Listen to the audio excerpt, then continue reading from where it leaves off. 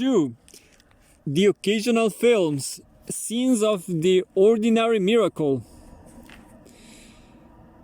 Even the quietest of glances at their surface reveals that Rohmer's period films were the result of a long and careful production process. For example, Chris reports that 10 years were needed to put together the founding for Percival, and that although it took only 7 weeks to shoot the whole film, there had been a year of rehearsals. Chris, 1988. It is obvious that the deliberate pictorial references in the Marquis of O were the result of very long and detailed research. Meanwhile, the painted backgrounds of revolutionary Paris that feature in The Lady and the Duke took 3 years to prepare. Great 2001. Although the film evidently took considerably less time to shoot. The Lady and the Duke was released in 2001, but in early 1999, Rohmer was asking a British journalist for advice about which English actress he ought to approach for the role of Grace Elliott. Lennon, 1999. Rohmer eventually chose the largely unknown Lucy Russell for the part. Such long periods of gestation and preparation are not at all unique in Rohmer's work. For example, the scenery for Claire's knee was planned a year before shooting began, when Rohmer oversaw the planting of rose bushes which would be in flower at the right time for the following year and be established organic parts of the garden. Chris, 1988. Meanwhile, my night at Maud's begins on Christmas Eve, but the main actor, Jean-Louis Trintignant, was unavailable for the planned year, and so filming was put off until the following Christmas. Almendros, 1984. Monaco, 1976. But even then, filming went ahead only because circumstances fitted in with preparation. Nestor Almendros, Rohmer's longtime cinematographer, recalled, "Some people think Rohmer is in league with the devil." Months before he had scheduled the exact time for shooting the scene when it snows. That day, right on time, it snowed, and the snow lasted all day long, not just a few minutes. As Almendros went on to comment, it is not just a question of luck. The key lies in Rohmer's detailed preparation, which he sometimes completes 2 years before shooting the film. Almendros, 1984. And the preparation can be so detailed for the simple reason that Rohmer knows exactly what it is that has to be prepared. What is clear is that Rohmer works according to a definite system in which the story comes first. The story always comes first. Rohmer in Keister, 1990. The production is put into place. Then actors are chosen for the roles. The script is finalized and shooting begins. It is precisely because of the careful preparation of the early stages of the process that the actual shooting takes up relatively little time. In this light, it is unsurprising that Rohmer has always tended to stress the origins of his films in a literary text, and he contends that film is nearer to the short story than to the novel. Rohmer in Hamon and Pagliano, 1982. The way that Rohmer's work has its roots in text is clear in all of the period films, but it is also extremely evident in the series and particularly the moral tales. Those 6 films are all based on pre-existent pre-existing stories that Rohmer himself wrote, at a point when I did not yet know whether I was going to be a filmmaker. Rohmer, 1980. Rohmer explained that the stories were important because no film can be made out of nothing. I think it's safe to say that it is easier to compose images starting with a story than it is to make up a story on the basis of a series of images shot more or less at random. Rohmer, 1980. The pre-existing stories are externalized, and the objectivity that they consequently come to possess acts as both a brake on invention and a guarantee of veracity. Rohmer said that what is important is that your own text be foreign to you. Otherwise, you flounder, and the actors with you. Rohmer, 1980. Consequently, even as the films draw on a story that Rohmer knows full well to be his own creation, they can be realist. The stories are things that I film, just like the landscapes, faces, behavior, and gestures. Rohmer, 1989. One difference between the two forms, story and film, is how they deal with self-reflection by the characters. In stories, this is a relatively easy issue to resolve. For example, in the story that underpinned the moral tales, the male protagonist was also the narrator, and therefore self-reflection could be identical with the narration. In the films, the Mother of Death, by means of the protagonist giving a retrospective commentary. In this way, it is possible for the inner life of at least one of the characters to come into focus, and therefore Rohmerian irony emerges in the gap between what the narrator says and what he actually does. But at the expense of the nowness of the film, the narration is in the past tense, the images in the present. Rohmer reflected on the possibilities and problems of commentary when he pondered whether or not its use constituted a kind of cheating. Yes, if it contained the main part of my subject matter, relegating the images to the role of illustrations. If from the confrontation of this conversation with the characters, conversation and behavior, a kind of truth was discovered, a truth entirely different from that of the text or the behavior. Rohmer, 1989. Given these doubts, it is perhaps not too surprising that the narrator's commentary disappears from Rohmer's work after the moral tales. Now the audience is left to work in the ironic gap between what the protagonist says to other characters in the film and what he or she does with them. The relationship between the film and the audience changes more than a little. Instead of being things to be thought about, with the removal of the commentary, the films become more complex, more dependent upon the audience itself, and therefore they become things to be thought with. The role of the audience shifts from reader to interpreter. Rohmer has disavowed any authorial control over the meanings that the film come to possess. I accept absolutely all interpretations. Anyway, I'm not for me to accept them or not. I make a film, and once it's made, it gets away from me. It closes in one itself. It's for the public to get in however it chooses. Rohmer, Showalter, 1993. With this concern, the most successful films will therefore be the ones that have the most points to entry, but creeps ours in an opposite way.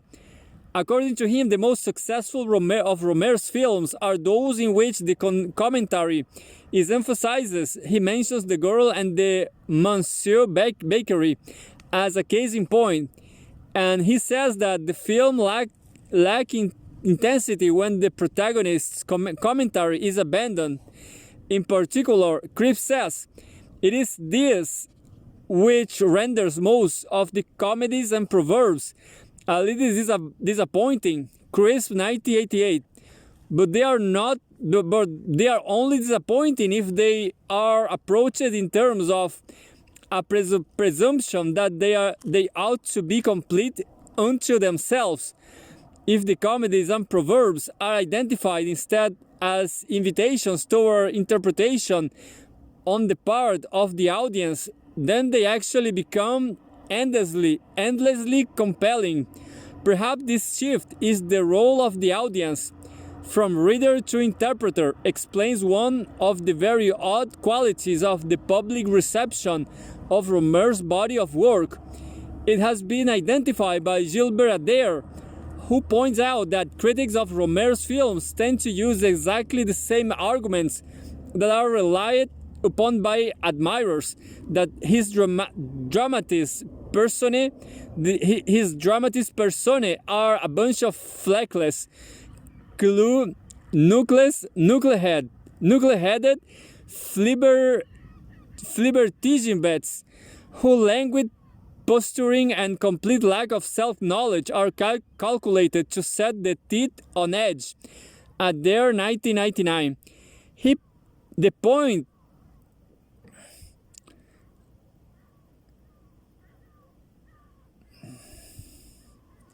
The point is, however, that since the removal of the commentary, Rohmer's films have relied explicitly on the audience to do the work of interpretation of the meaning of these characters.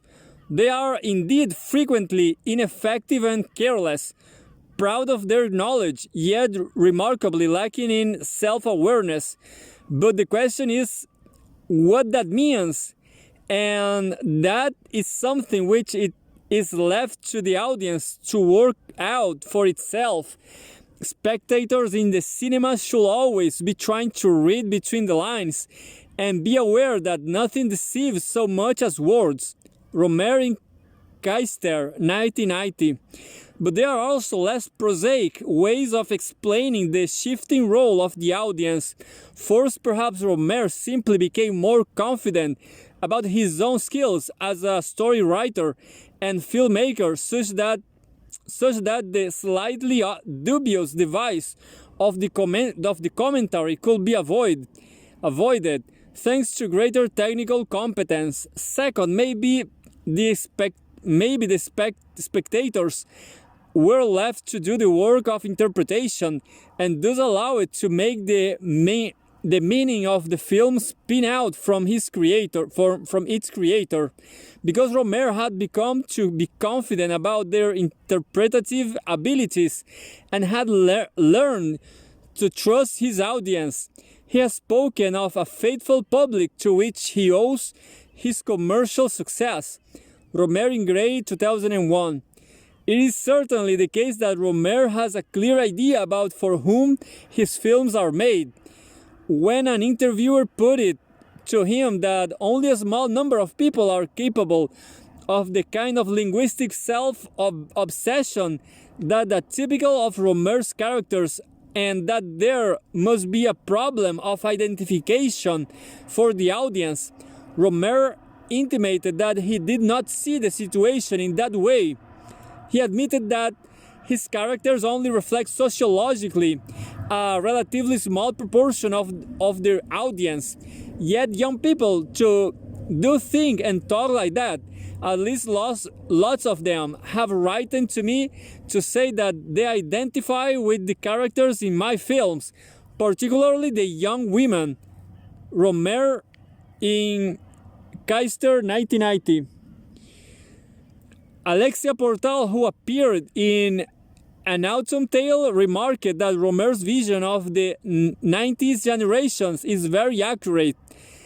He doesn't wear fashionable clothing, but that's why many young people can recognize themselves through these characters. Portal quoted in McNabb, 1999. Identifications identification through speech reflects another dimension of Rohmer's working practice. Although the story is written in advance and adhered to throughout the production process, the precise dialogue of the script is written after casting. Rohmer spends a lot of time in conversation with the cast so that the speech that he gives to each actor reflects their own style of talking. Monaco, 1976. In this way, the characters' talk appears to be natural. It is written for them personally and contemporary. It is written in line with their slang and syntax. Beatrice Roman, who has appeared in a number of the films, recalls that when she first worked with Rohmer on Claire's Knee, he spent a lot of time talking with her before writing the final script. Romani Lennon, 1999. Rohmer has said, "I try to put familiar words in the mouths of the actors, words familiar to them personally. The text is very often made as a function of the actor." Rohmer in Hammond and Pagliano, 1982. However, as soon as the dialogue is written down, it becomes something that the actors have to learn. The written script becomes objective and improvisation is kept to a bare minimum, if not, indeed treated with a measure of suspicion. According to Cripps, Claire's Knee reflects this working practice especially clearly. He knows that although the story of the film took around 20 years to evolve, the actual scripts only took a couple of weeks to write. Cripps, 1988. In this way, the dialogue retains an air of immediacy, both in terms of the freshness of the tale for the cast and indeed its nowness. Almendros uses the example of Claire's Knee to make the point that the final script is always treated as unalterable. Rohmer is open to any kind of suggestion as long as it has nothing to do with content. On this, he is inflexible. Almendros, 1984. Meanwhile, Marie Riviere, who like Roman, has featured in a number of Rohmer's films, most notably The Aviator's Wife, The Green Ray, and An Autumn Tale, has drawn on her experience to observe that he writes the script and he doesn't ask actors to improvise. Not with words anyway. The text must be respected. The copious dialogue seems improvised. It is all written though. Riviere, 1999. Similarly, Alexia Portal says of the final script that every comma, every word is important. There is no improvisation. Portal quoted in McNabb, 1999. But there are some exceptions. Much of the Green Ray was improvised, and that is why Riviere got a co-script writing credit, although only within the constraints of a pre-existing storyline and characterization, and incidents in some of the other films were left deliberately vague so that the flow of the dialogue might be slightly incoherent and confused. Just like a lot of the conversations and events of empirical life. Consequently, the films depend on the audience to do yet more work in order to interpret the dramatic status of the scene.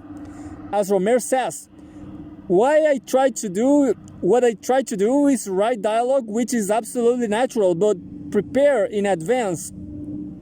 I like to shuffle the pack so that what is unprepared has the air of being written, and what is written has the air of being improvised. Rohmer in Lennon, 1999. That air is thickened because the actors are given free rein when it comes to their gestures. Riviere comments that Rohmer encourages his actors to use their own gestures. Another director might want might want me to explain or justify why I raise my arm a certain way. Rohmer lets me do what I feel is right. Riviere, 1999. He has explained that the freedom of gesture is embraced because when I see an actor make a gesture I never ask him to do it again. The beauty is in the spontaneity. Rohmer in Anjus, 2002. The emphasis on preparation and planning is a recurrent theme in Nestor Almendro's recollections of working with Rohmer. He remembers that La Collectionneuse was for the most part filmed in single takes because the actors were so well rehearsed and the camera angles so carefully worked out in advance. Indeed, the film was so efficiently shot that when the negatives were processed, so little stock had been used that the laboratory workers thought that La Collectionneuse was a short. Almendros, 1984. My Nadad mods took only a week to edit because the film was meticulously worked out in advance, and everything was done for a purpose. Rohmer never lost his time selecting takes, and in fact refuses to film the same shot more than once. Almendros, 1984. Maybe there is a link between Rohmer's incredibly efficient working method and his politics. Almendros says Rohmer's obsession with economy has something to do with his personality and also with his conception of film. It is almost an ecological question. He wants to save energy to avoid waste. Almendros, 1984. The method is such that Rohmer is something able to make films almost with a whim, and as when opportunity or desire presents itself. These are films that do not fit in with the series and which the occasional, in that they appear once in a while and are infrequent. They are not planned far in advance, and the story is often broken up into episodes which could go on ad infinitum, but we stop after the overall film has reached a length of around 100 minutes. Although the architecture of the films has obviously been carefully worked out, and the story is quite possibly taken off a shelf, and this explains why these occasional films can be made very quickly, almost anecdotally.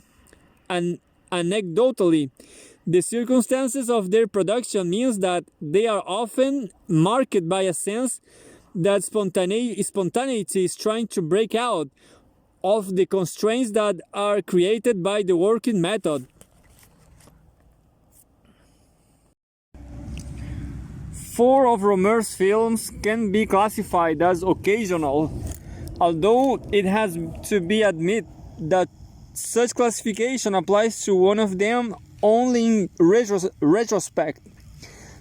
His first feature-length production, The Sign of Leo. It is a difficult film to watch, not because of its shortcomings, although the story does sag pretty badly in the middle, but because, as Monaco rightly says, in many ways it is only interesting in as far as it is now known to be the beginning of Rohmer's career in full-length filmmaking. Monaco, 1976. The Sign of Leo, which was made in 1959, is not one of Rohmer's serial films, and there is a great sense of the essay about it. There is a sense that Rohmer was exploring what it was possible for him to do in a film when given the opportunity. Therefore, the film only becomes an essay as opposed to forgotten because of what retrospection makes it possible to know that it anticipated the series of moral tales. Although the box office failure of The Sign of Leo mean that the first moral tale, 1962's The Girl and the Monsieur Bakery, was limited to a 26-minute running time. The Sign of Leo tells the story of Pierre Weselring, played by Jess Hahn, a good-living loafer in Paris who inherits a fortune when his aunt dies, and is thus saved from penury. But before he can get the money, he is left alone in Paris in August, since all of his friends have gone away on work or holiday. The bulk of the film is made up of scenes of Westerling's increasingly aimless wandering around the city from which he is now alienated by poverty, and in which he is surrounded by tourists who regard him as part of the local scenery rather than friends who treat him as a human being. After a series of misadventures, he is recognized busking outside the Café de Magots by a couple of friends who have just come back to Paris. They take him away, and the audience is left to reach the conclusion that now Westerling's life will come back together and he will receive his due inheritance. The other occasional films are more obviously the products of opportunities that arose from Rohmer while he was working on the different series. Moreover, the appearance of the occasional films in the 1980s and 1990s also applies that he could work on them because there was a certain degree of financial latitude that was lacking around the time of The Sign of Leo. Even though these films are obviously Rohmer's work, it is also the case that in a couple of them he plays with genres that are quite absent from the series. For example, in 1986, Rohmer released 4 adventures of Reinette and Mirabel, the nearest he has ever got to an outright comedy. Each episode explores a dimension of the relationship between two typically Rohmerian young women, a Parisian student, Mirabel, and a self-taught artist living in the country, Reinette. Their adventures begin when Reinette helps Mirabel repair a punctured bicycle tire, and continue in Paris, where they confront an arrogant waiter, a shoplifter, and a self-obsessed art dealer. Rohmer made the film in a gap during the production of The Green Ray, Tomarkin 1989, and therefore it must have been made according to his usual working method. The comedic dimension of the 4 adventures is heightened because along the Green Ray, this is the film in which Rohmer most relies upon improvisation. As with the Grey Ray, it appears that the story and characterization of the 4 adventures was firmly established, and some improvisation was permitted within those constraints. The Tree, the Major, and the Media Center appeared in 1993 and was made when Rohmer's main focus was on the series of tales of the 4 seasons. This film explores the conflict between a nouveau riche socialist major in the provinces who seeks to pull his backwater into the present by building a media center, and the local school theater who opposes the plans because it will mean cutting down his favorite tree in the field beside the 13th century church. One critic has called it Rohmer's only musical, right? Why 1996? And while this comment is correct, it all depends on what it meant by the word musical. It would be absolutely wrong to think that this film is anything like Jacques Demy production, since Rohmer's is a musical. Is a musical with only one song, and a musical since Rohmer's is a musical with only one song and a musical interlude between each episode in the story. However, there is also a little bit of dancing while the song is sung, fairly badly by Pascal Gregory and Fabrice Lucchini, with glee by Ariel Dombasley, and rather seriously by what appears to be the core of pensioners.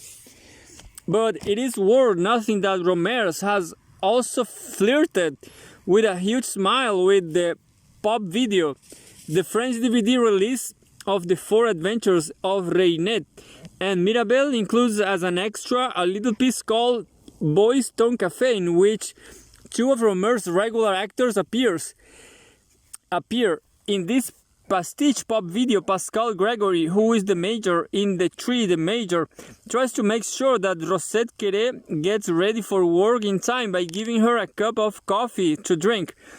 And soon as she wakes up, the reason why the major and the media center stands as Rohmer's musical is for the simple reason that he usually tends to avoid music in the film set in the contemporary empirical now, except where it is part of the reality being filmed. Consequently, there is a scene with music in Pauline at the beach, because the young heroine plays the record, and that must be some of the worst dance music ever made, can be heard in A Good Marriage and Full Moon in Paris during party scenes.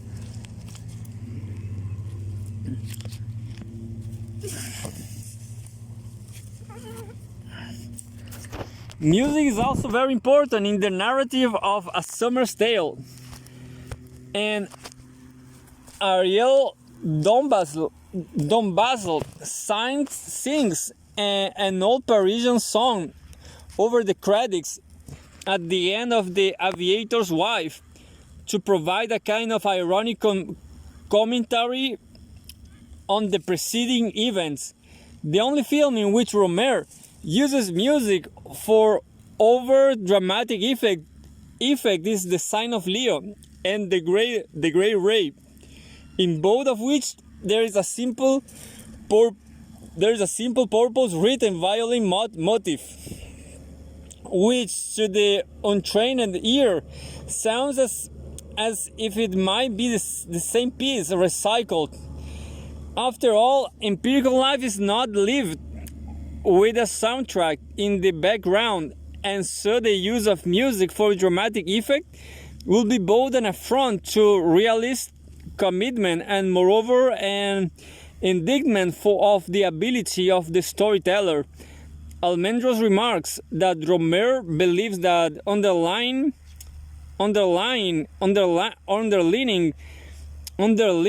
a moment of emotion with dramatic chords is a compromise, somehow a recognition by the filmmaker of his inability to communicate feelings by legitimate means. Narration through images, words, and sounds. Almendros 1984. So why add a song to the three major and the media center? The answer seems to be quite simple. Given that it was not an installment in a series, there were no formal constraints upon what it might contain, and therefore there was no reason not to include a song. Moreover, if it is right to suggest that the film is in part a pastiche of the pretensions of nouveau rich socialists, then a song could be identified as an extremely appropriate way of commenting upon their sustained or lost illusions.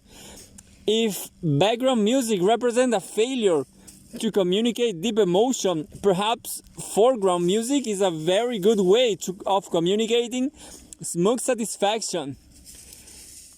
Music links the three, the major and the media center, to the last occasional film, Rendezvous in Paris. Each of the three episodes in this 1995 film is introduced by a couple of traditional Parisian musicians standing on a street corner in the Marais, where the film's final episode takes place. As with music in the three major and at the end of The Aviator's Wife, the song that the musicians sing is an ironic commentary on the stories in the film. There are lots of stories. Some are failures, some are glories, or again, there are sometimes misunderstandings and often surprises. This is the film that will begin to unlock Rohmer territory for the new arrival. It is probably not far-fetched to see it has something approaching Rohmer's masterpiece, White 1996, even though it is not one of the more obviously major works. If the word major can be used of any Rohmer production, Rendezvous in Paris was made during a brief gap between completion of the first two of the Tales of the Four-Season series. It was shot quickly with a handheld camera on the streets of Paris, and for the most part without official permission. Rohmer's own comments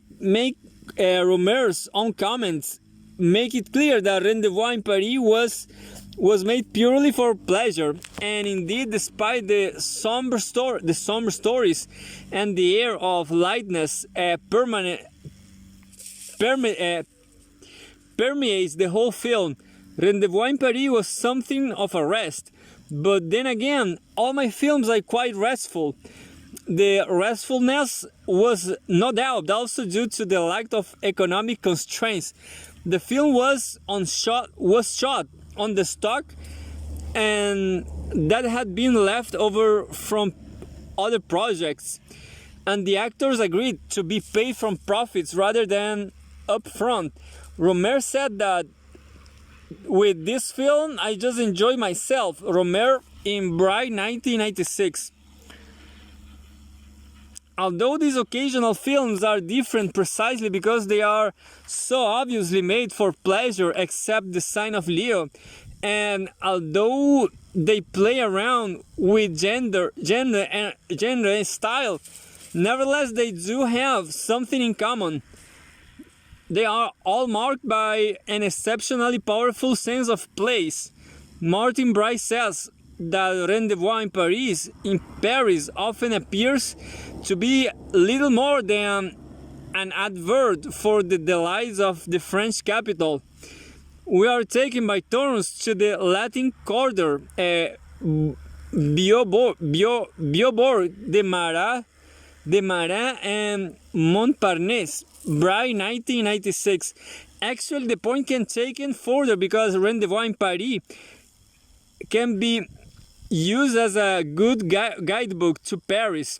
The Sign of Leo is similar, although it does not present Paris as the delightful for Pierre Westerling.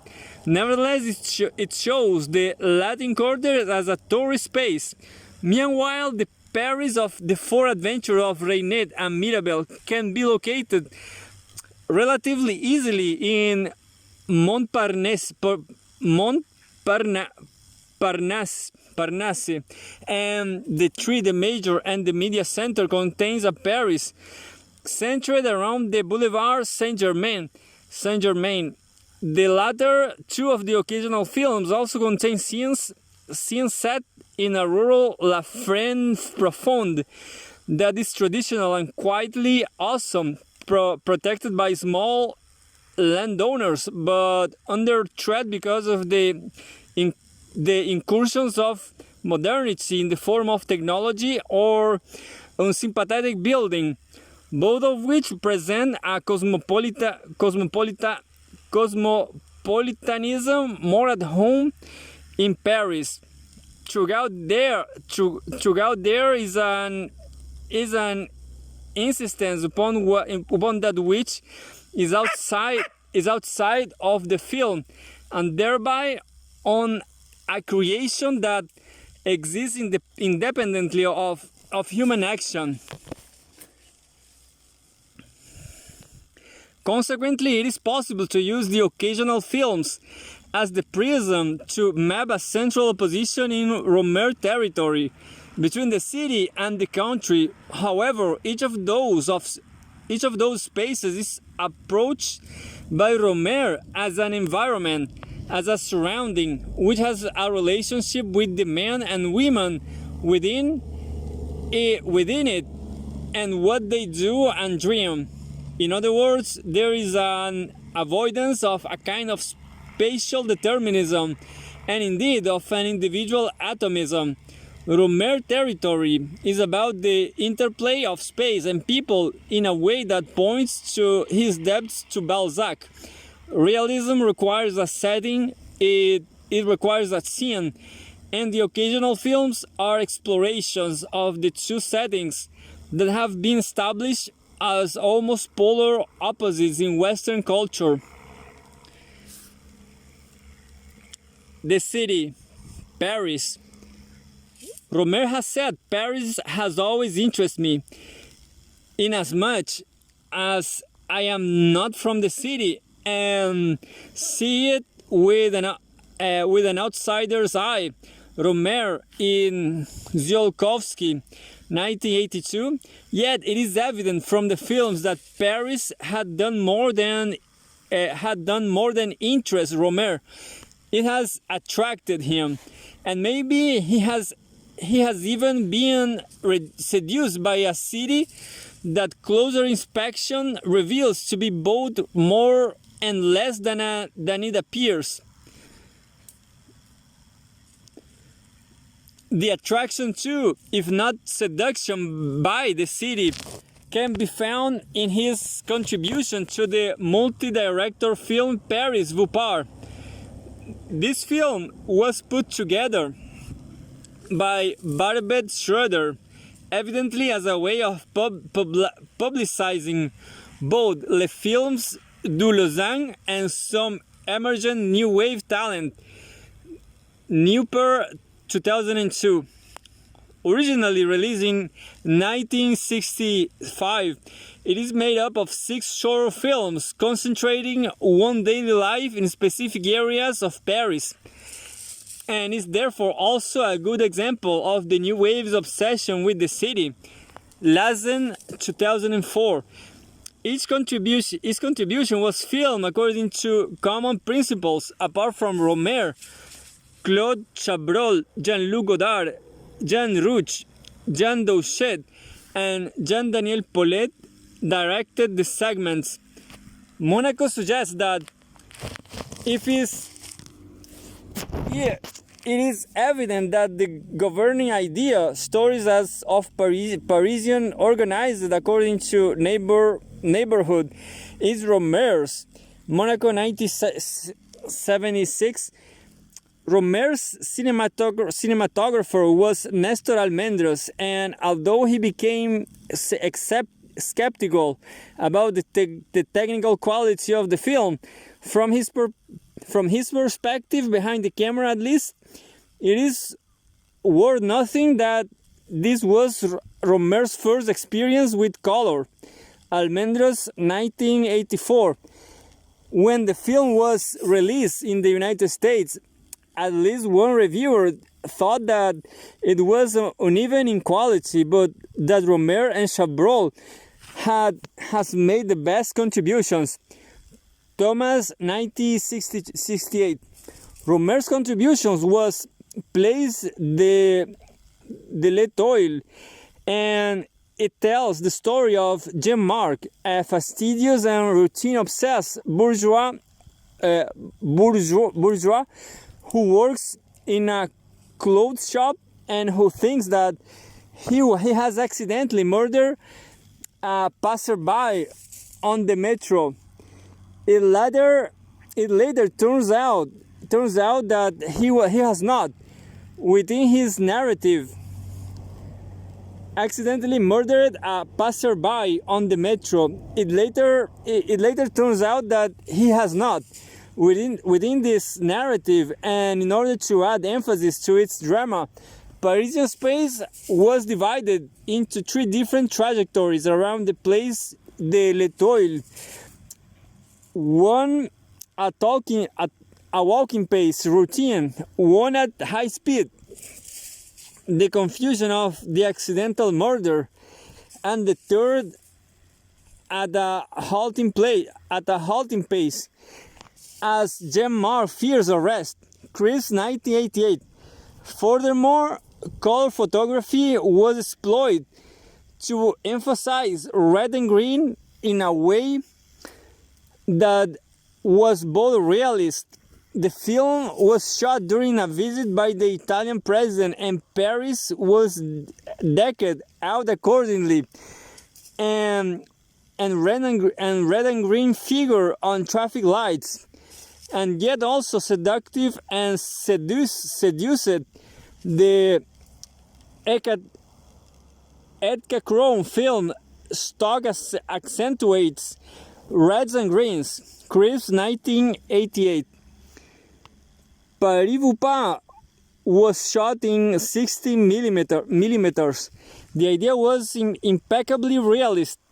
The 60 millimeters was a way of exploiting documentary techniques in fiction. But for Almendros, this meant that the film had to become incompatible with realist practice. He knows that the technical qualities of the film stock meant that scenes had to be over-illuminated. Almendros, 1984. But Rohmer appears to have been long happy to exploit this shortcoming of 60 millimeters. In 1982, he said that he stuck to 16 millimeters for filming Paris precisely because of its limitations. The present 35 millimeters cinematography in color is too beautiful, too smooth, too shiny. It has an almost hyper-realistic side to it.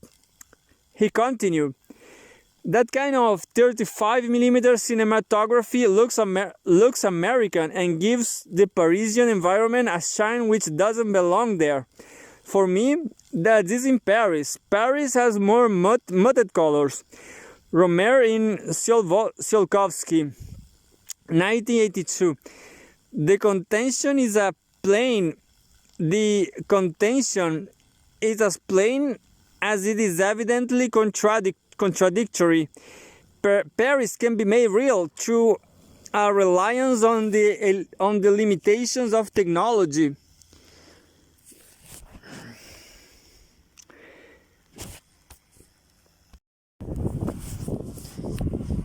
The catch of this strategy is a more engaged observation of the city, precisely because the city does not look how it ought to be, according to cinematographic expectations. It is worth comparing Rohmer's Paris of subdued color with the hypercolors of, say, Louis Malle's Sassy Dans Le Métro, but looks instead how it is according to realist principles. The spectator is forced to pay attention and required to enter into a relationship with what is seen. Paris is less of a spectacle and more of a setting. This sketch is represented very well even in The Lady and the Duke, where the painted scenery reminds the viewer of the gap between historical and contemporary Paris. But it can also be found in evidently simpler films such as The Aviator's Wife of 1981. Rohmer said that one of his aims in that film, which is one of the series of comedies and proverbs, was to show how in this 19th century city a modern way of life had installed itself, the approximation of an old setting by young people who feel as comfortable in it as if it were something of their generation. Rohmer in Zilkowski, 1982. The point then was to highlight the extent to which the now, that is the taking for granted backdrop of the empirical life of young people, is melt together from the raw material of environment and action. Rohmer identifies a process of the appropriation of an architectural setting, each time by a new generation. Rohmer in Zilkowski, 1982. And it is in this way that Paris is perpetually interesting. In these terms, it becomes possible to explain one of the more curious aspects of Rohmer's presentation of Paris. He often shows construction work. A good example of this tendency can be found in the first episode of Rendezvous in Paris. A young woman goes to close the window of her apartment because of the noise outside. The camera looks through the window to show that the sound comes from a building site. The scene is not commented upon by any of the characters, and it is not in the least overtly important to the story. There are only two ways in which this moment can be explained. The first explanation is without doubt far too naive. The camera showed the construction work because that was what was happening outside. But in that case, why choose to film in an apartment that it was known in advance will have problems with background noise? And why not show other scenes outside? This is pushing realism a little too far. The second explanation is more interesting and recalls Rohmer's comment that one of the things in which he is interested is how Paris is an architectural setting that is appropriated by each generation. If this comment is pursued, it becomes possible to suggest that Rohmer is wanting to link the moral confusions of the characters in the tale to the confusion in Paris itself. Where there is no certain setting, neither can be existential certainty. Where there is a lack of a world in which it is possible to trust, there can be no trust. This is a possibility that is discovered and explored in a different way by Crisp, who contends that a dominant issue in Rohmer's work since the mid-1970s has been the theme of a lack of moral center, a lack which is signified by the problems with Paris that are experienced by the characters in the series of comedies and proverbs, Crisp, 1988. The theme of an unsettled Paris leading to unsettled life reappears in A Winter's Tale, 1992, where the heroine loses contact with her holiday love, and father of her child because she accidentally gives him the address of her old house in Paris, which has been demolished. The point seems to be that there is an interplay of setting and action that shapes the life of the people of Paris, and yet, nevertheless, there must be something definite about Paris. It must constitute some kind of definite setting if that life is going to be anything other than utterly labyrinthine. Through this theme, it also becomes possible to explain one of the other curious aspects of Rohmer's Paris. The films show a sustained avoidance of Haussmann's Paris, and an avoidance that is so regular and so recurrent that it cannot possible be accidental. It is almost as if Rohmer simply fails to notice the grand boulevards and ostentatious public buildings. Of course, Haussmann's Paris is not entirely absent from the work, but it only features at the beginning of the feature films. It obviously offers the setting for Rohmer's contribution to Paris Vupar, which is centered on the place of Etoile, although it is worth nothing that the place has been Haussmann's origins. It is from the time of Balzac, although the surrounding buildings are later, and therefore that Haussmann's Paris has been shown in the sign of Leo. But since then, apart from establishing shots like apartment blocks, it has been absent. Why? Two answers come to mind immediately. First, Haussmann's Paris has become too familiar. Indeed, to a considerable extent, it has become imaginatively identical with Paris, so that no distance can be taken from it other than by means of systematic neglect. With Haussmann, Paris is so overwhelming that it has to disappear if there is going to be engagement with Paris.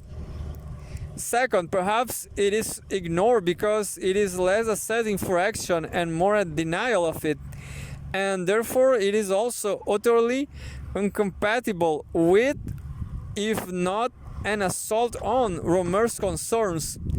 According to Richard Sennett, the underlying purpose of Haussmann's rebuilding of Paris was the promotion of mobility by individuals rather than political masses. Sennett, 1994. In other words, Haussmann's Paris was shaped by a concern to deaden the possibilities of public space, except in as far as it could be turned to purely individual pursuits, such as consumption of or refreshment. These pursuits became escapes from enforced mobility precisely because they demanded restriction to a specific space. For example, Sennett comments that in the café there was an expectation that one would be left alone, while a person who sat outdoors was expected to remain seated at one table and not move around, said in 1994. Yet even though Rohmer's characters do use cafés, for example in Suzanne's career, the Tree, the Major, and the Media Center, and to considerable comic effect in Four Adventures of Reinette and Mirabel, that they more commonly do in Paris is move.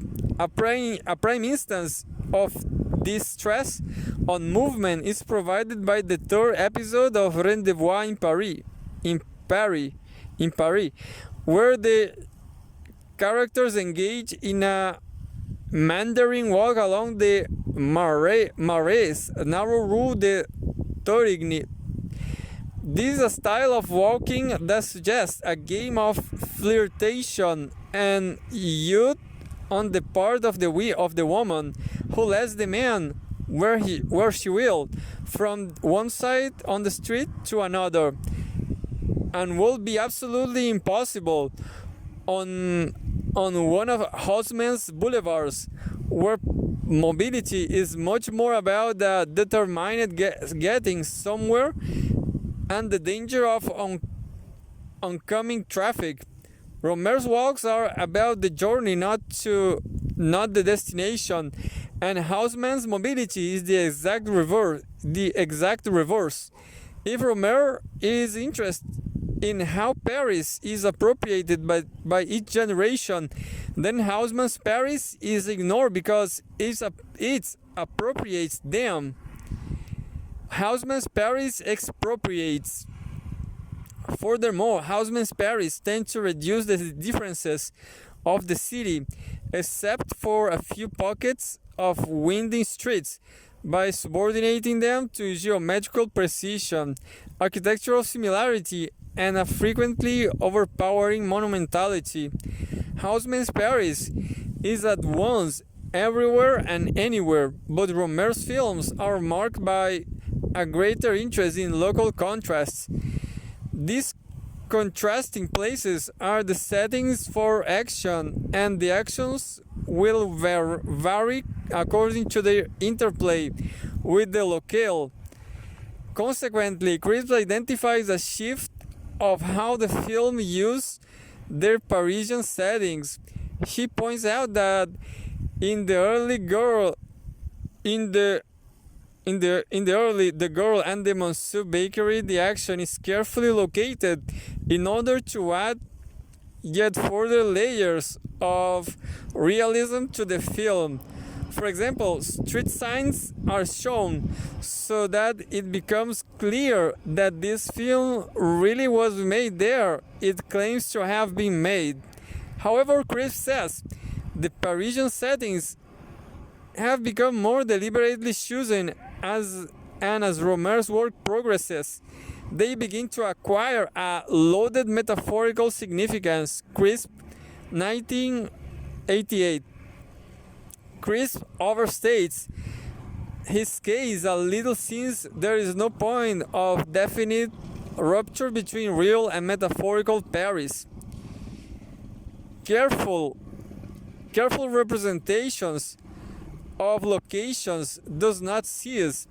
It is very easy to locate the café that features in the first episode of Rendezvous in Paris, the Dame Tartine at the Bourg's Place Igor Stravinsky, and street signs make it possible to sit at the table where Reinette had an argument with a waiter who refuses to let her pay for a coffee with a large denomination banknote before letting another customer to do precisely that.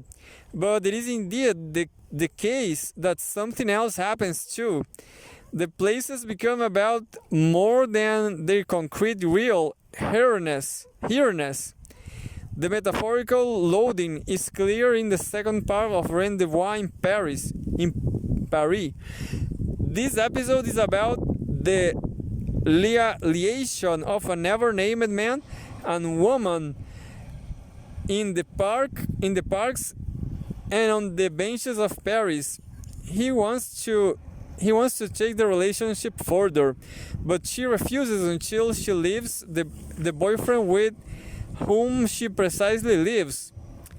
In essence, the story is about how the woman uses the man's desire to maintain her own sense of self, and Rohmer communicates the frustration of the man by means of the provocations of the Parisian setting.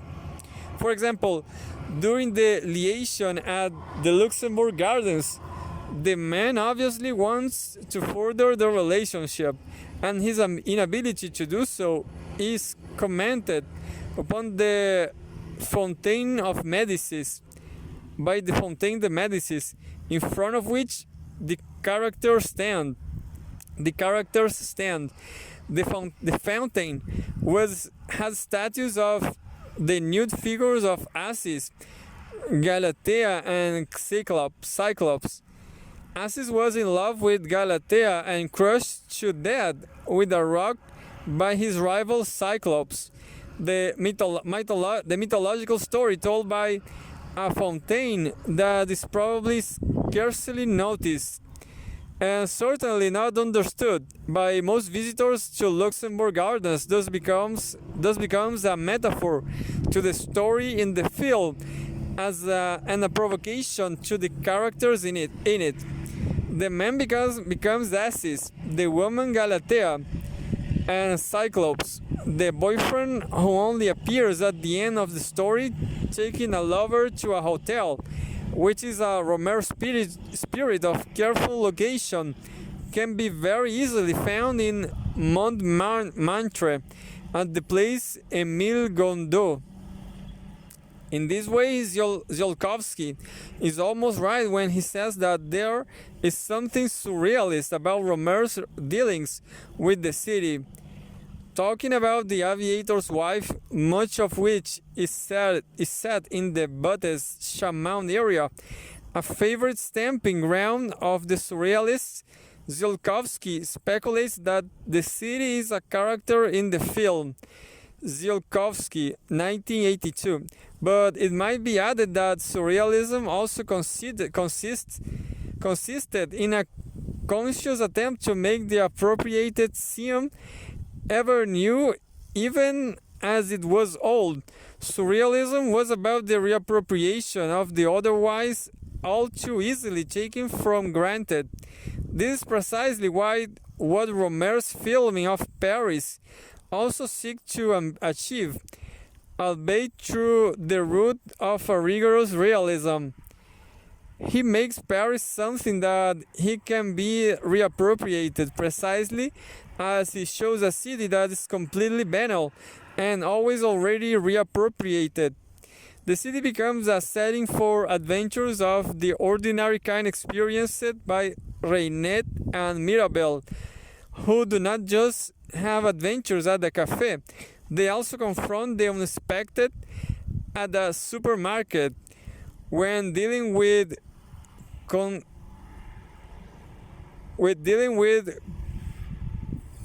artists at the railway station and when they give money to beggars.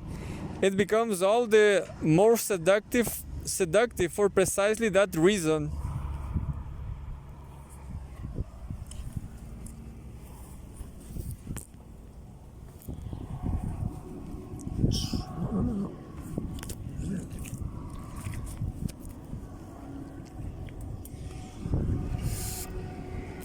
Yet, there is a problem. Paris is not just a setting that is waiting to be appropriated or reappropriated. Paris is also a setting with a history, spaces and structures that have existed before the arrival of any new generation, and therefore, Paris is also a setting that can expropriate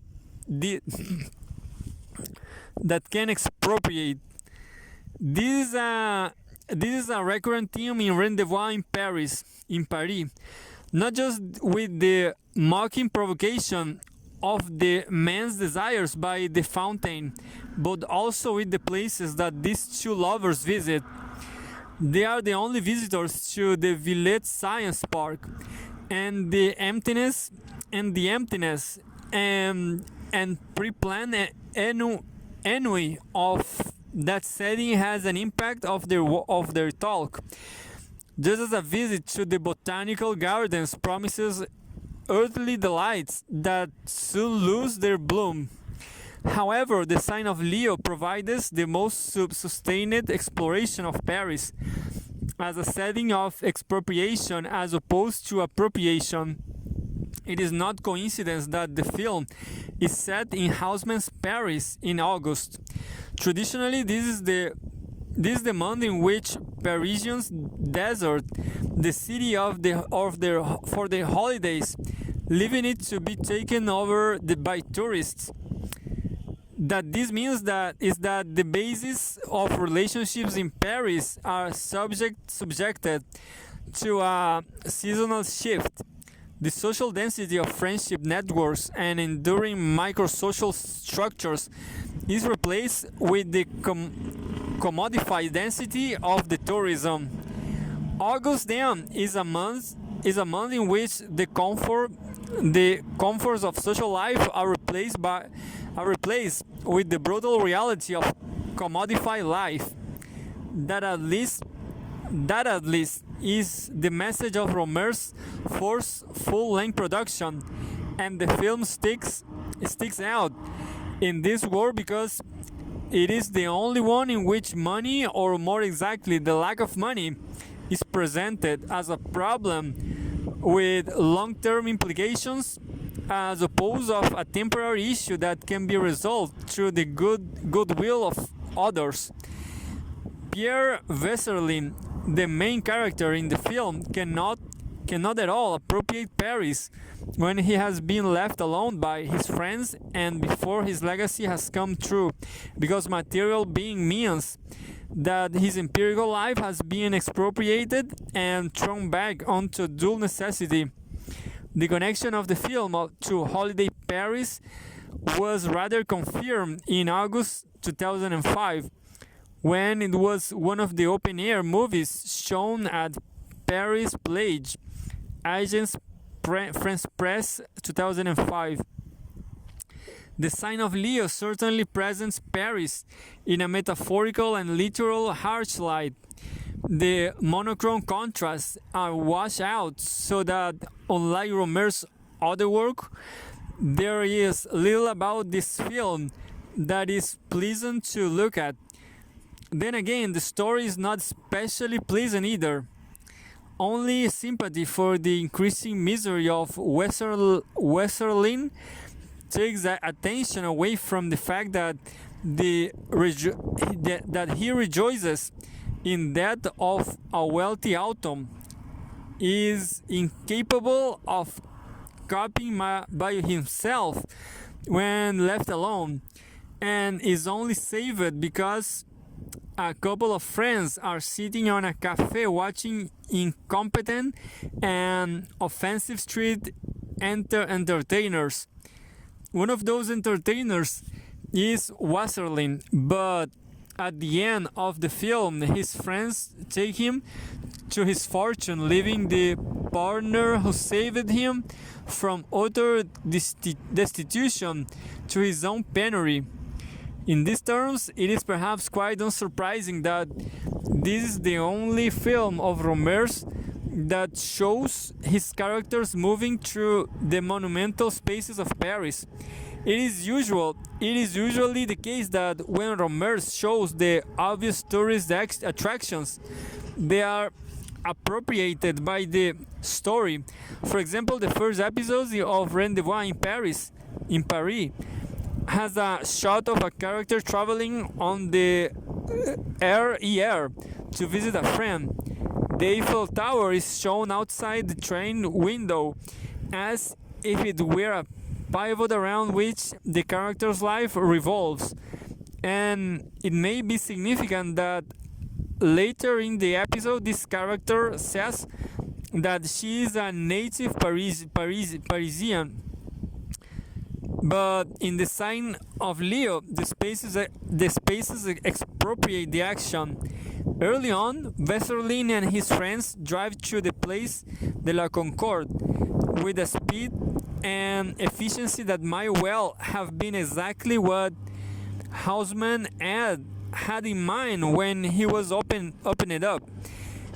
As the film develops, the harsh concrete of Haussmann's Paris seems to reflect the harshness of the tourists who surround Vesserlin and yet give him absolutely no help.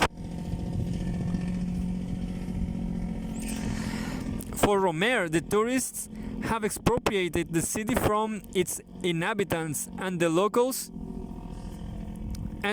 are no longer in control of their setting.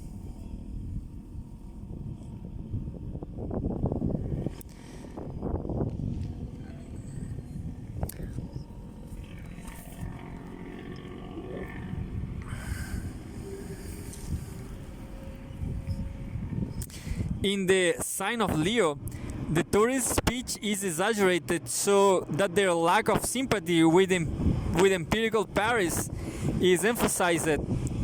They speak every language except French, but Rohmer seems to have a special antipathy towards the Anglophone.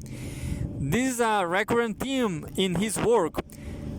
Whenever Englishmen appear, they are likely to be foppishly indifferent toward local demands. For example, an Englishman refuses to help Reinette when she needs money to get home from the Gare du Nord. Meanwhile, Americans are both incredibly seedy and avaricious of people and things, or of people as things. Witness the character of Sam in La Collectionneuse. He is a fably middle-aged American porcelain collector who also collects the bodies of attractive young women. Astonishingly, the part of Sam was played by a friend of Rohmer. Alternatively, Americans are shown as gentle visitors who nevertheless think that they know what is best. For example, the tourists who are asked to take a photograph in The Aviator's Wife, or simply indifferent towards the locals except when they get in the way or provide the opportunity for a snapshot. Americans appear in The Sign of Leo in the latter guise. The only visitors to France who do secure any measure of sympathy in Rohmer's world are young women from Scandinavia. In The Green Raid, a young woman tries to help Delphine enjoy herself on holiday by picking up men, while in the third episode of Rendezvous in Paris, the male artist takes the young female Scandinavian friend of a friend to the Musée Picasso, but dumps her to follow someone else. However, the sympathy is tempered, since both of these women are present as being more than a little shallow. The question is, why doesn't Rohmer like visitors to Paris? It seems to be the case that Rohmer's disdain, and especially for American tourists, is cut off the same cloth as his avoidance of Haussmann's Paris. Both tourism and Haussmannization represent the expropriation of Paris as a setting that can be appropriated by new generations. To this extent, the dislike for American tourists is not directed towards them as individuals or as cultural type. Rather, it is a repudiation of what they represent, the expropriation of the world, or at least Paris, by forces that are indifferent to the local. The tourists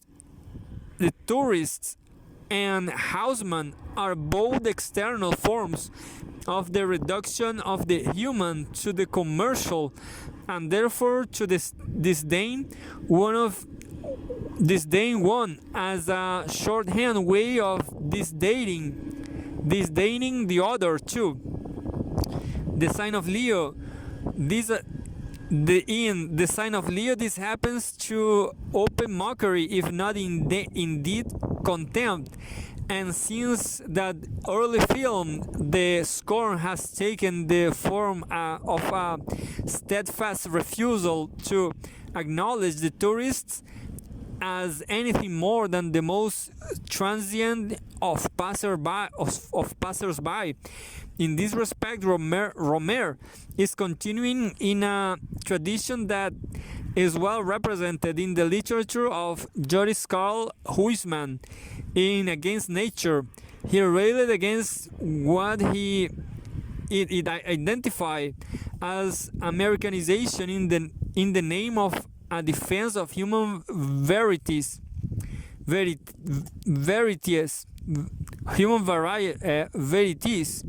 that were under attack. Huysmans saw Haussmann's Paris and its cultural pursuits as the vast bagnia of American transported to the continent of Europe. This was the limitless, unfathomable, immeasurable scurviness of the financier and self-made man, beaming down like a shameful son of the idolatrous city. Huysmans, 1958. 2 years before punishing against nature, in 1884, Huysmans had written the short story with the flow, in which he said that Paris is turning into a sinister Chicago, and that therefore it was important to make the most of the time left to us before the new world finally takes over with all its crass vulgarity. Huysmans, 2003.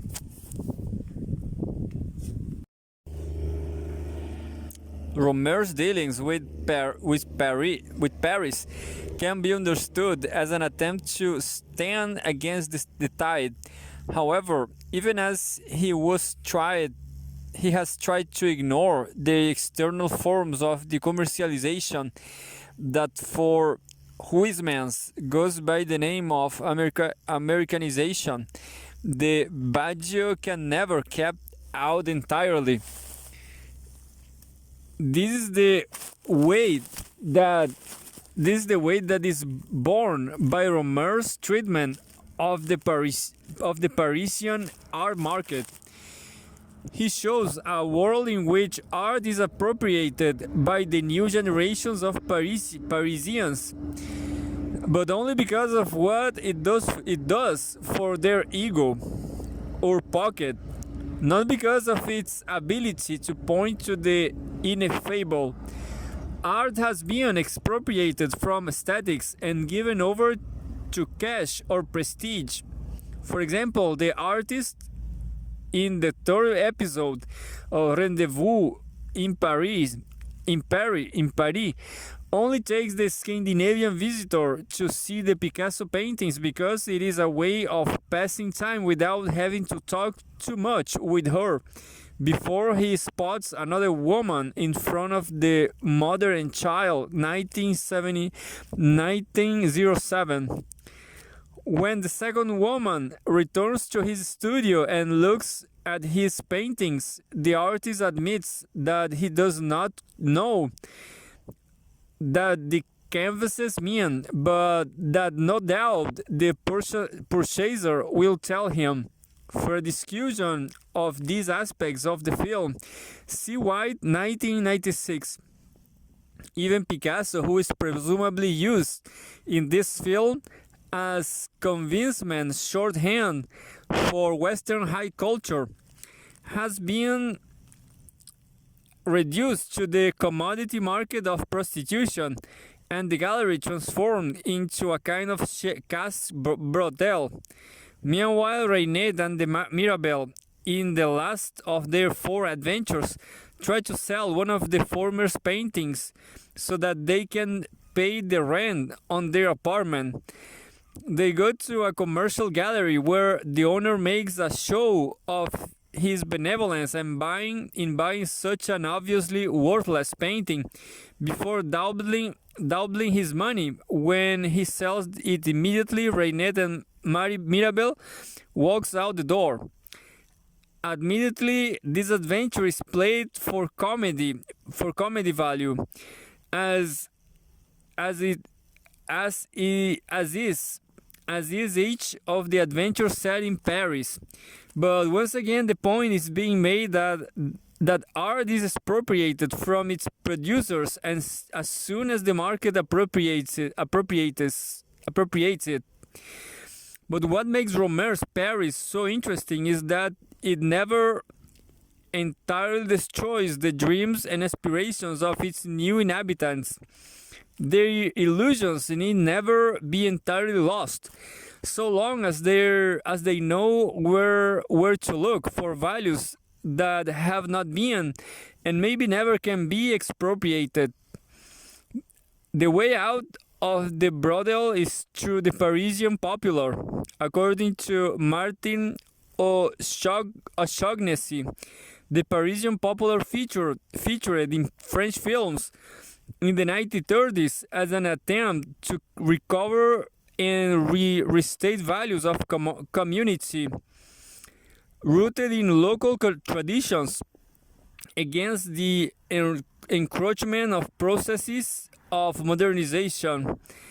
It took the form of a stress on popular Parisian cultural forms such as the café concert and street singing, as opposed to cosmopolitan forms such as nightclubs and casinos. O'Shaughnessy argues that this presentation of a Parisian popular was a flight from what was condemned as the uprooting tendencies of modernity in the name of values that were rooted in specific places. O'Shaughnessy, 2001. In these terms, the Parisian popular is inescapably present in Rohmer's work. The condemnation of cosmopolitanism can be seen in the parodic use of electronic music in some of the films, and also in the less than flattering presentation of tourists in Paris. In Rohmer's world, nightclubs are places of unrestrained passion, and he clearly holds little affection for them. But street sign and popular cultural forms are presented very differently. They are weighed out of the modernized prostitute and prostituting Paris because they can never be appropriated except through direct encounters. In other words, the Parisian popular is there for those who know where to look, but it is necessary to know Paris as something more than a tourist guidebook level, if it is going to be found. Consequently, in Rendezvous in Paris, the back streets of the Marais,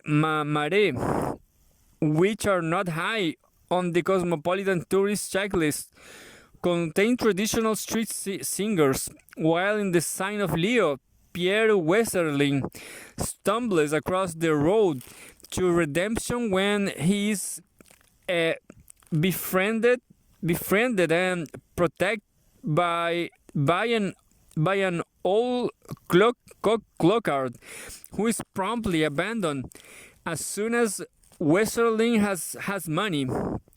Meanwhile, in The Aviator's Wife, a character whistles an old Parisian song, the one which is also sung over the end credits by Ariel Dombasle. And Rohmer has explained that the song was to express nostalgia for a certain tradition. There is a musical tradition in Paris which is making a comeback in the streets. It seems to be superseding jazz. In the 20th century, there was being an American imperialism, jazz, etc. Rohmer in Tsiolkovsky, 1982. The conflict in Rohmer's Paris is around the struggle between ever new generations that seek to appropriate Paris for themselves, and processes that can be pulled together under the umbrella of Americanization, which seek instead to expropriate the city from its new characters.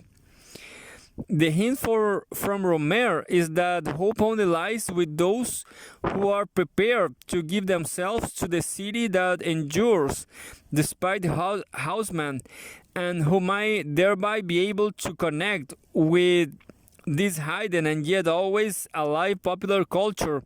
To this extent, Rohmer has an ally in Tati, the point is for the outsider to become an insider, but without losing the sense of wondrous illusion about Paris that only the outsider can appreciate and only the insider can access. The country. But it is noticeable that one kind of hope is very absent from Rohmer's Paris, the church.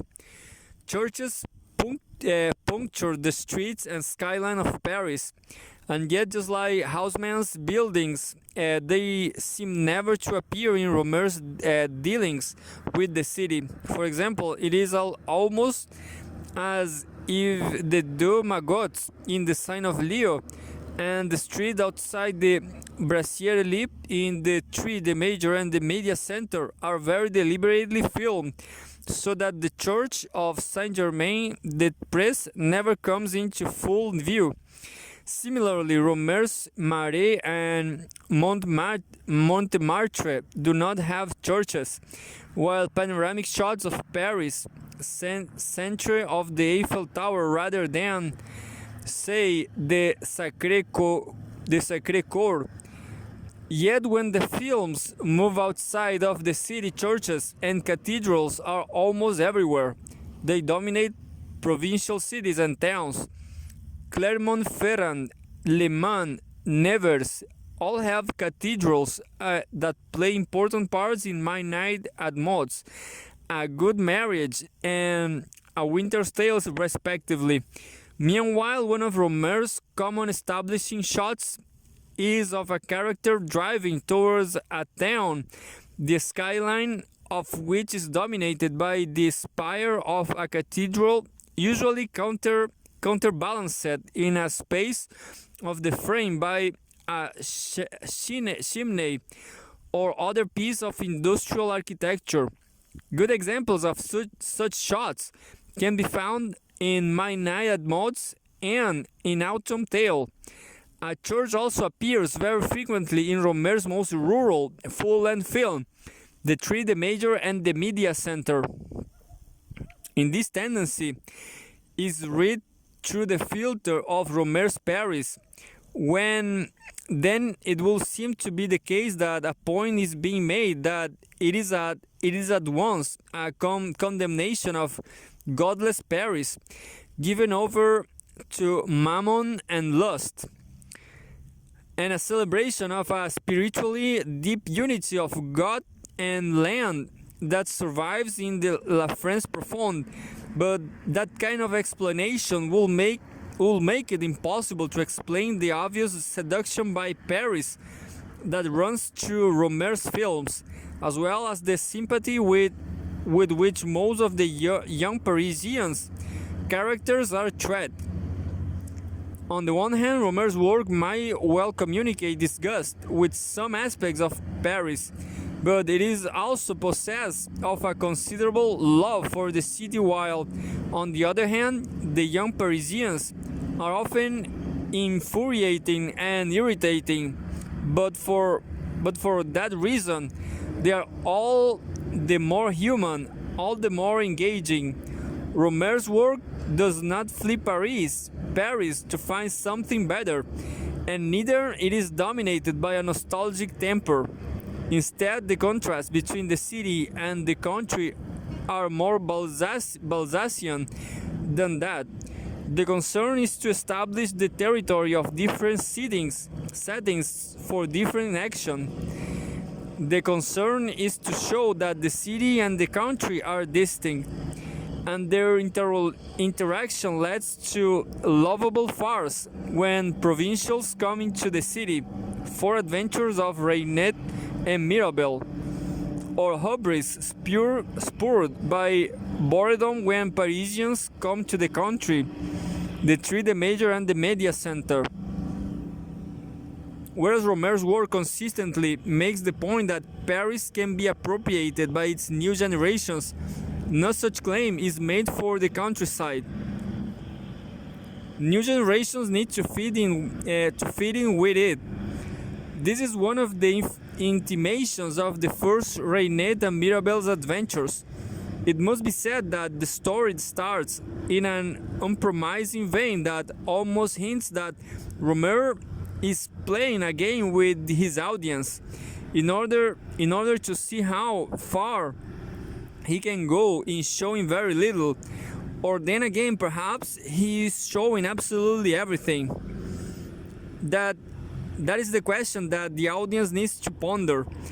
In this first adventure, Mirabelle cycles along a country road, gets a puncture, and Reinette helps her repair the inner tub because as to city girl, Mirabelle does not know how. The incident is narrated in such detail that it could almost be shown as a tutorial on how to repair a bicycle tire. In the 1960s, Rohmer made films for French educational television. Maybe the pedagogic spirit has never entirely left him. Admittedly, the adventure develops, but only from this incredible banal beginning. Mirabelle has taken the cycle right to glory in nature, but nature shows that it is not a spectacle alone. It has an impact regardless of human designs. Indeed, it is in its very first frames. The film raises a question about quite how deep an appreciation Mirabelle has of the country. Shortly before her tire punctures, as she cycles towards the camera, she is surrounded by the sounds of bird song. Although Mirabelle knows absolutely nothing from this because she is wearing headphones and listening to music. Perhaps it is in this way, as opposed to her dress sense and ability to teach Reinette the latest dance moves, that Mirabelle proves herself to be most deeply and inescapably Parisian.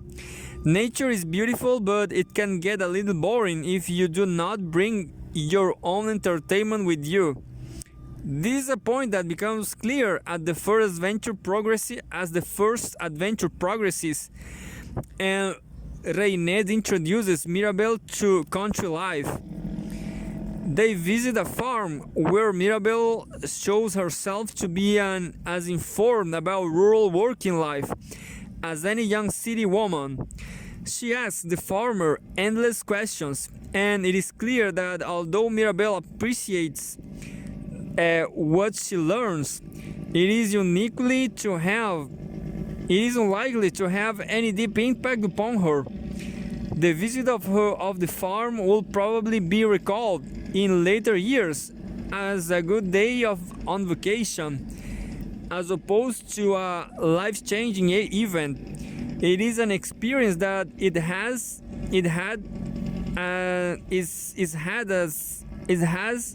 had as opposed to lived. John Fowell is right to observe that Mirabelle seems appreciative of the countryside that surrounds Reinette's home, but also a little flummoxed by it. And he continues to argue that her confusions are emphasized by how she is placed in the camera shot. Mirabelle is never sheltered or entirely at home in the country.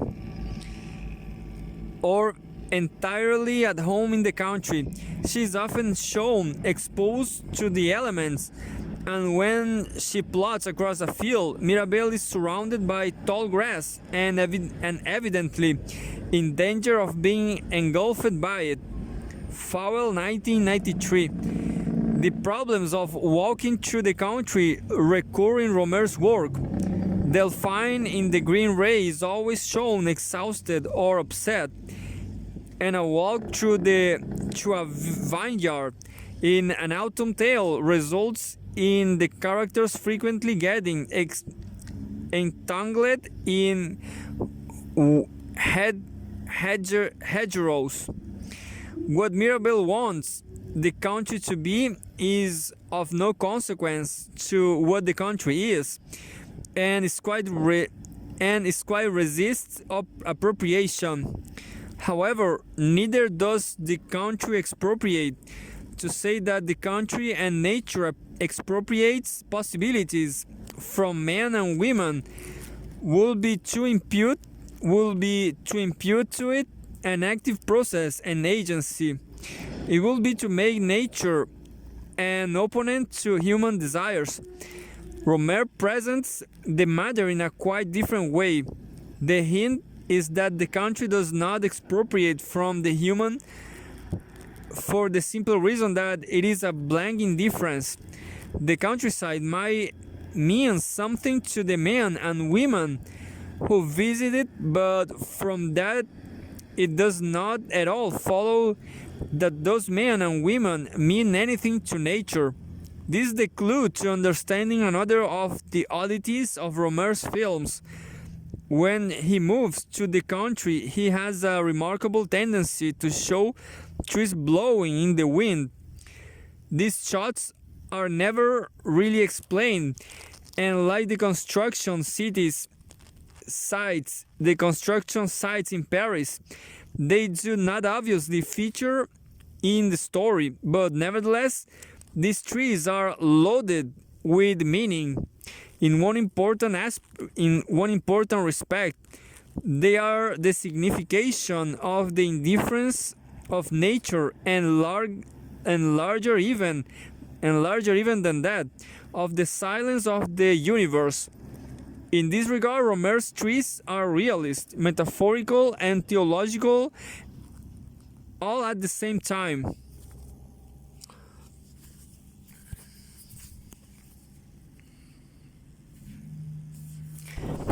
For example, a couple of times in the Green Ray, there are shots of trees in the wind against a dark sky.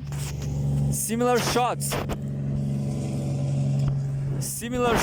appear in Four Adventures of Reinette and Mirabel, when our heroines are exploring the land owned by the farmer.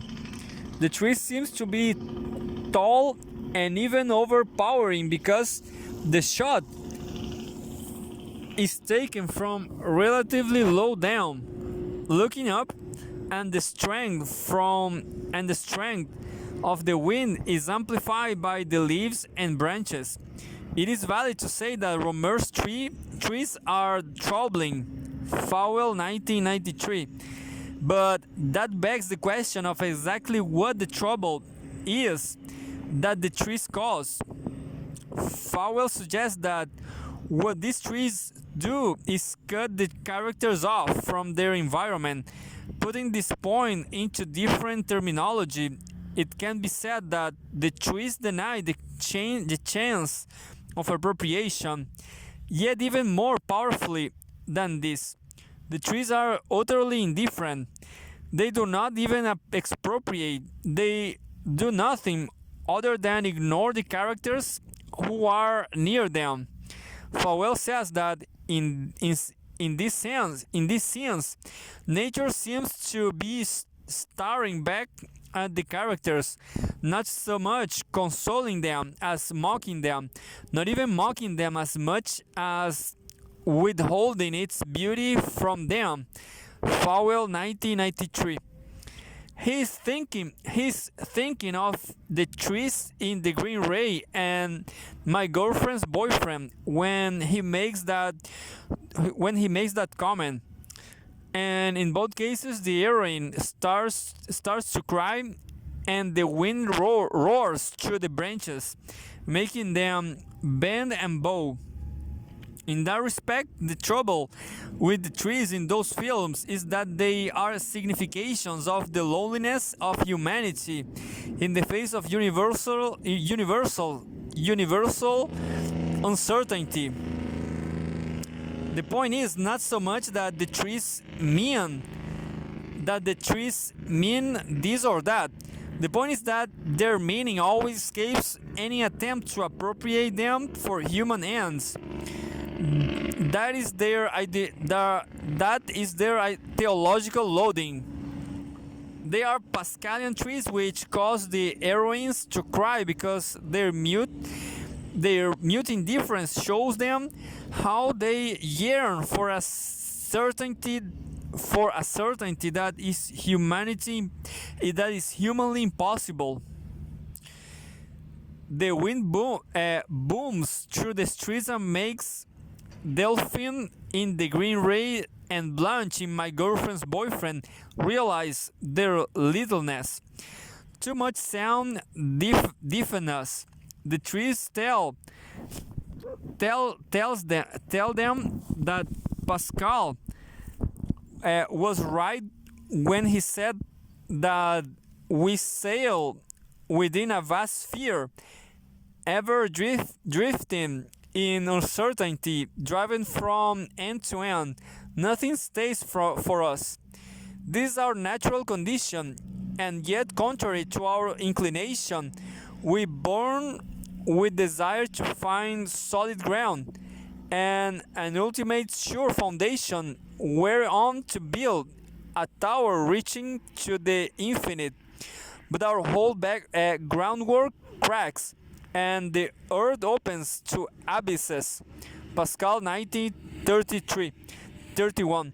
Delphine and Blanche seek to build their towers on the ground of love, and the question mark that Rohmer leaves dangling at the end of those films is whether the earth will crack for them.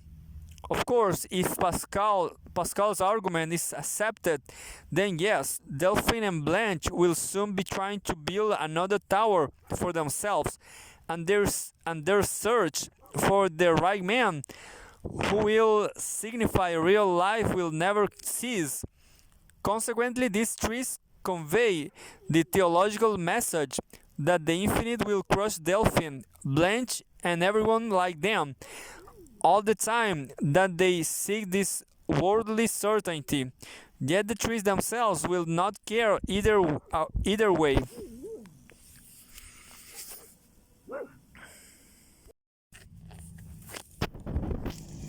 The trees in Four Adventures of Reynette and Mirabelle are just as indifferent as those in the Green Ray and My Girlfriend's Boyfriend, but the trouble that they cause is rather different. The wind does not boom through them so much as the breeze rustles the leaves, and thereby, instead of uncertainty, they might be interpreted as pointing to a certainty so long as attention is paid to them. By this argument, there might well be something to be heard and apprehended in the rustling of the leaves. The Old Testament book of Kings contains the story of Elijah, who fled to Oreb,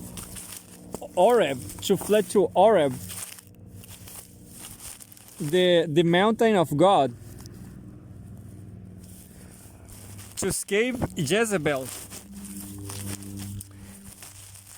Elijah was so afraid that he hid in a cave, but he received a message to go and stand on the mountain before God.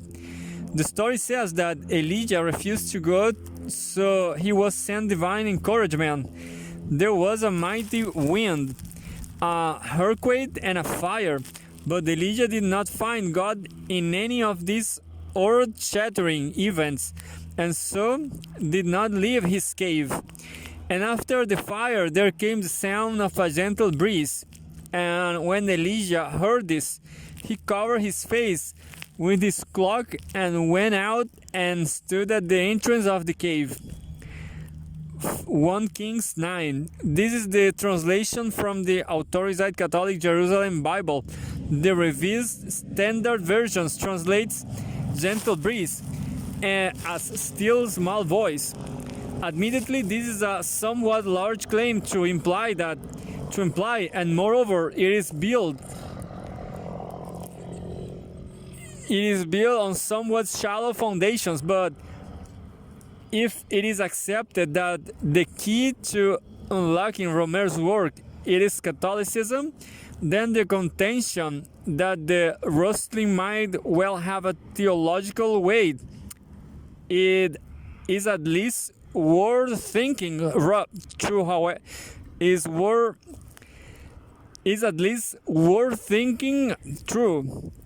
However, the point is once again made that Reinette and Mirabel cannot appropriate the trees themselves in their walks through the countryside.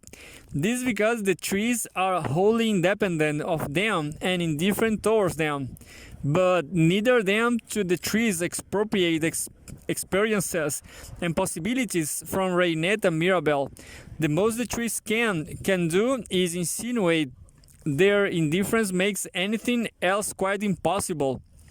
From all of this, it follows that there can only be two rightful relationships to and with nature.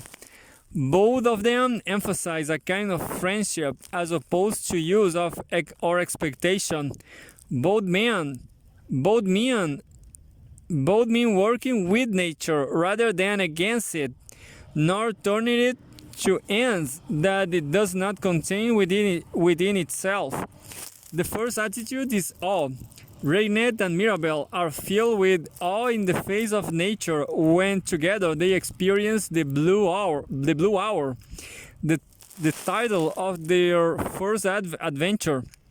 This is the brief moment of absolute silence just before dawn, when the nocturnal birds have gone to sleep and before those of the day have woken. They experience this moment only because they get up early and are prepared to receive it. That is, they give themselves to the blue hour without asking anything of it. Other than that, it be itself. There is then a development in the character of Mirabel. When she first appears, she has cut herself off from the sound of the countryside with her headphones. But thanks to her relationship with Reinette, she gives herself to those sounds. The blue hour's impact upon them is magical and transforming. The two heterosexual girls search for each other in a garden at night, in the dark, feeling their way through the unpredictable world, searching for whatever in the future awaits them. Madness, solidarity, White 1996. Or a deep friendship that arises from out of the most accidental encounters. Mirabel's bicycle getting a puncture as Reinette walks home. In these terms, it is worth thinking back to the possibility that there is a symbolic use of color in Rohmer's work. Actually, the blue hour is not blue, it is black. But blue is a color that signifies hope and sincerity. Two aspects of the friendship that Reinette and Mirabel construct and grapple with within the course of their adventures. A similar kind of awe features in the green ray. This is the last ray of the setting sun, and legend says that who see it will understand the feelings of themselves and others without a word having to be said. Rohmer took this idea from a story by Jules Verne. At the end of the film, Delphine sits beside the man she has just met and waits for the ray. She gestures that she sees it, and the film ends with the intimation that now Delphine's troubles with love will be over, and that at last she has found her own life. Nature has opened it up, the real. That at least is the explicit reading of the end of the film, the one that is implied by the characters. There is another reading, however, because to a viewer of the film, The green ray that Delphine implies that she sees is not at all obvious, and so the possibility emerges that she has deluded herself once again. Once again, the symbolism of the color green might be worth thinking about. It is the color of faith and gladness. Consequently, did Delphine see the ray, or did she have faith that she'll see the ray? There is also the possibility that Delphine is looking in the wrong direction when she gazes at the setting sun for the green ray. She does not notice that she's sitting very close to a tacky souvenir stall called Le Rayon Vert. The second attitude towards nature that Rohmer's work embraces is that of respectful work. This is the significance of the farmer in Four Adventures of Reinette and Mirabel. His farm is respectful of the countryside. His activity is small scale, family based, and he is knowledgeable about everything that is the fruit of his labor. Although his weather forecasting abilities are a little dubious, he tells Reinette and Mirabel that it will not rain, and in the next scene they are running for shelter. Rohmer does not shy away from showing that the order of the farm is entirely due to labor. For example, there are frequent shots of the farmer's son clearing edges or collecting brushwood, but all the time it is perfectly clear that this farmer is not seeking to appropriate nature for his own ends, and neither is nature expropriating from him. Hard work ensures the latter, and deep respectful knowledge ensures the former. The presentation of farm labor in this film draws directly on a 13-minute short that Rohmer made for French educational television in the 1960s. Fermier à Montfaucon. Montfaucon is a village in the Aisne. The show covers some months in the life of a woman farmer. She's shown milking the cows, selling produce, helping with the harvest, and attending a meeting of the local chamber of agriculture. Throughout, the message is that this woman works incredibly hard and in cooperation with nature. There is no pretense that rural life is idyllic, but there is a theme about connection with the environment, and therefore perhaps this is the most explicitly political piece that Rohmer has made.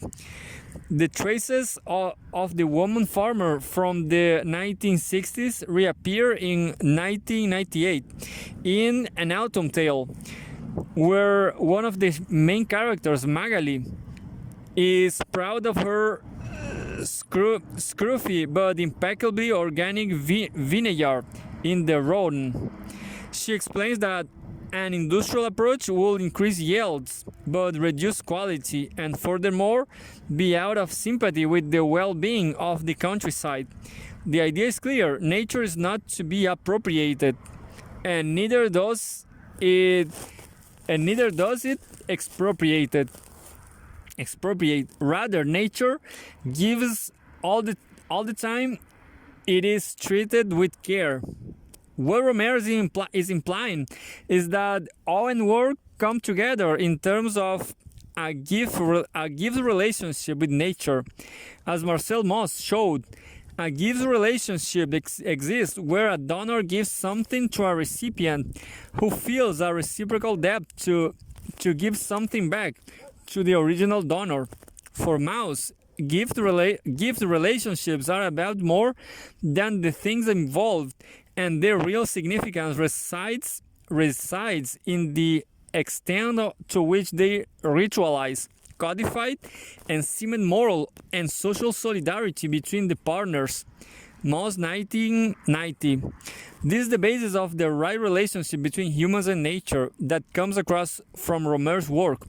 It is saying that humans rightly gives to nature the gift of their attention and respect, and nature makes repayment through either a validation of deeper sensibilities or a literal and metaphorical fruitfulness that will endure over time, so long as the right relationship is not upset. There is nothing in this relationship about appropriation and expropriation, but there is everything about solidarity. Indeed, Moss argued that a refusal to participate in the reciprocity of a gift relationship is tantamount to declaring war. It is to reject the bond of alliance and commonality.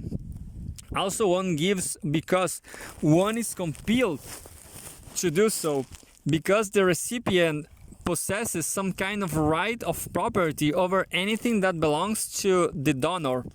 Moss 1990, Reynet, Mirabel, and Rohmer's farmers all give something to nature and thus enter into commonality with it.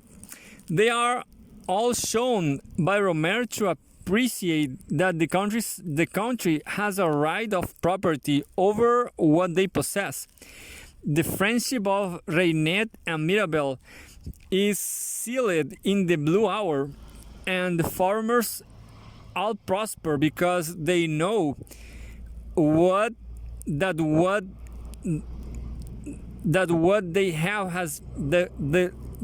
have has been given to them through the medium of their endeavor.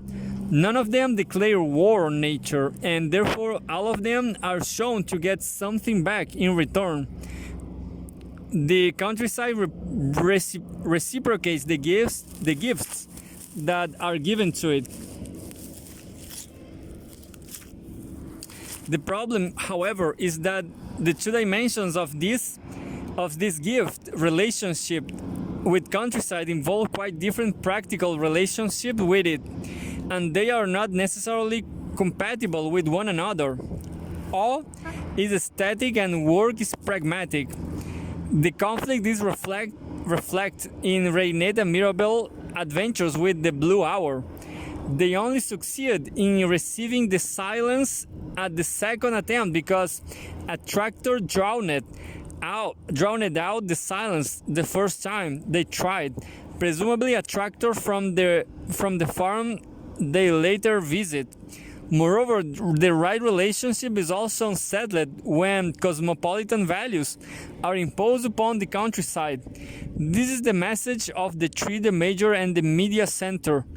The major has failed in his attempt to be elected to the Chamber of Deputies for the Socialist Party, and so alongside his ostentatiously chic wife, he decides to play the role of country squire and dresses appropriately in a stereotypically English country fashion. He is all tweed and flat caps. He and his wife make a great scene out of drinking the new vintage with the local farmers, but all their ambitions are directed toward Paris. This latter day, Candide gets bored in his own garden and decides to import the city to the countryside in the form of the gift of a media center with swimming pool. The local community has not asked for this, and the local school teacher, who is introduced to the viewer fastidiously teaching correct French grammar, lets the opposition. The major can be interpreted as a donor in a give relationship, but there is a breakdown in social solidarity because the local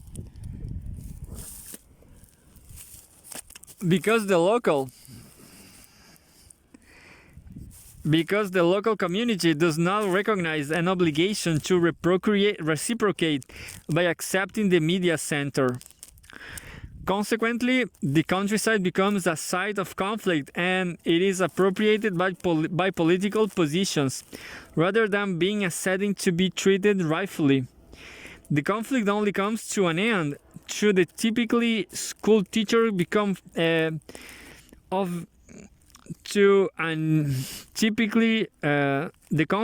conflict only comes to an end through the typically Romerian device of friendship. The daughters of the major and the school teacher become friends, and through them a new solidarity is established. The plan to build the media center is abandoned, and given that this is Rohmer's musical, at the end all of the characters sing off the same song sheet. For Rohmer, then, the countryside is the setting for a drama of solidarity of characters with one another and of the human with the natural. The organic unity of these partners only gets upset if rightfully relationships are replaced with attempts at appropriation of the part of new generations. Appropriation is an attitude for the city, not the country, and if it moves beyond the city walls, it only causes dispute and disagreement. As soon as men and women seek to turn the country to their own ends, they lose sight of communion with it, and thereby lose the chance of learning something about themselves and the people around them, or of experiencing in different universe as full of grace rather than full of fear. Maybe this is why Rohmer's country churches invariably remains shut. The sacrament is all around, so long as a rightful relationship leads to eyes that can see, ears that can hear, and hands that can nurture. Consequently, perhaps he is suggesting that the sacrament is worshipped all the time, that a given relationship exists between humans and nature. The relationship is the worship, but the very presence of the churches suggests that this is not pantheism, blood and soil nationalism, or wishful thinking. It is a distinctly Catholic worship. Conclusion. Rohmer once said that everything is a miracle. Rohmer in Williams 1980. This is the theme that runs through the occasional films. The countryside is not just a miracle of itself, in as far as it is part of the creation, but it is also the setting for unexpected eruptions and epiphanies of grace. Such is the friendship between Reinette and Mirabel, as is the friendship between the majors and the school teachers' daughters. Such also is the work of the farmers. Rohmer's countryside is a setting that is actually suffused by the possibility of the miracle. The situation is different in the city. There the miracle consists in the ability of each new generation, and specifically the young men and women who constitute that generation, to appropriate the city for themselves and make it appear ever fresh and ever alluring. The miracle in the city is precisely that the labyrinth can become a place of replenished hope and anticipation regardless of the lessons of the past. The miracle of the city consists in the fact that its inhabitants do not know that, or more exactly, who is waiting for them around the next corner, and that despite bitter experience they remain happy to turn it. However, there are dangers. The countryside can be invaded by an illicit cosmopolitanism, and the city can expropriate possibilities from its inhabitants. This is where Rohmer's own films come into play. The message of the occasional films is that if sufficient attention is paid even to that which is banal or expropriated, something unexpected might well appear, and therefore it might be possible to enter into a gift relationship with everything that surrounds.